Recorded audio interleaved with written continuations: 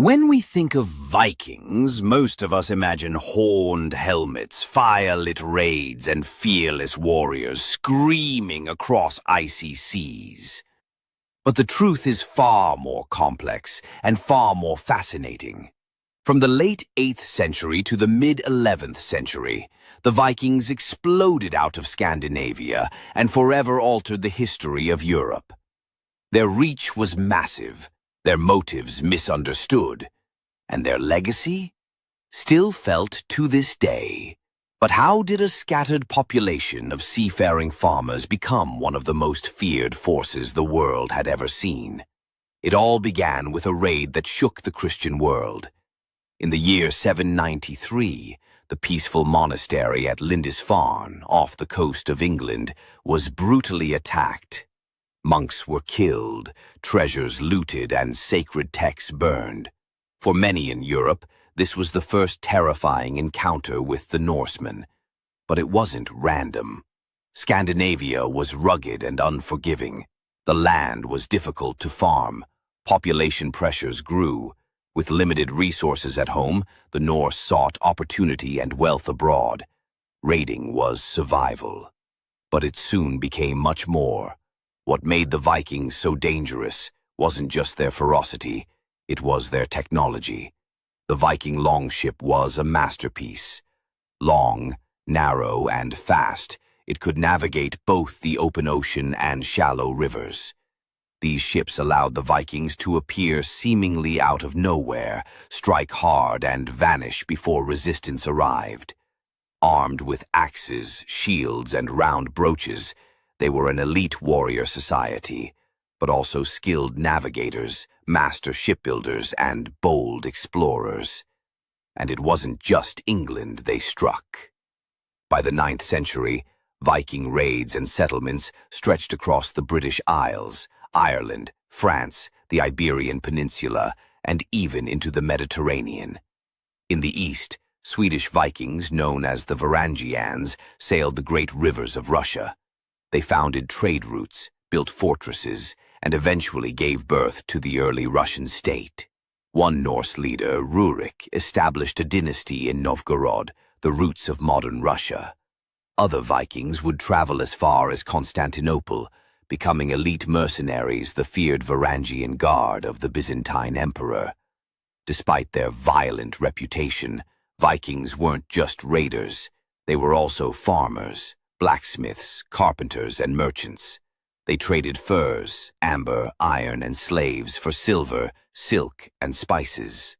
In fact, many Viking expeditions were motivated by commerce just as much as conquest. Massive trade networks linked Scandinavia to Baghdad, North Africa, and Central Asia.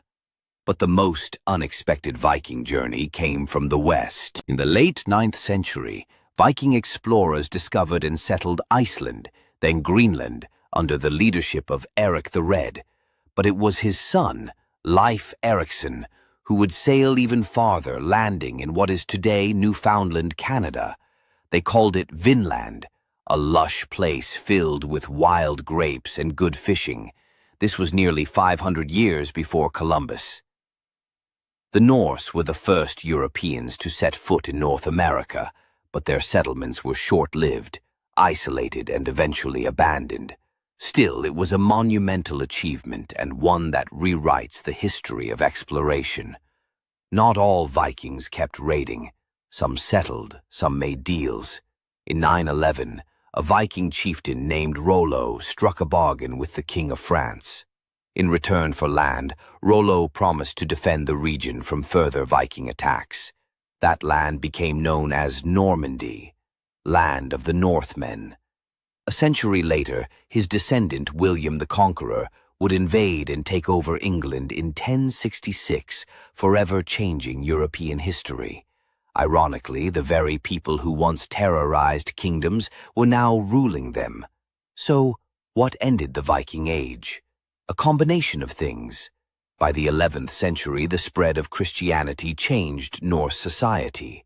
New kingdoms and fortresses across Europe made raids harder, and Viking leaders themselves began to consolidate power, turning away from raiding and toward building kingdoms. The symbolic end came in 1066 at the Battle of Stamford Bridge, when King Harold of England defeated the last great Viking army, led by Harald Hardrada of Norway. That same year, William the Conqueror, also of Viking blood, won the Battle of Hastings and became King of England. The Vikings had officially transformed from outsiders and raiders to rulers and founders of empires. The Viking Age may have ended, but its echoes still surround us. Words like Thursday, Thorsday, and window, Vindauga, come from Old Norse.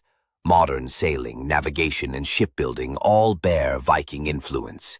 And the myths, Thor, Odin, Valhalla, still inspire pop culture, literature, and films. But the real Viking legacy lies in how a scattered people forged one of the most dynamic chapters in world history. They were brutal but brilliant, barbaric but ingenious, raiders but also traders, kings, and pioneers. And while the flames of their longships no longer light the coasts of Europe, their story burns brighter than ever.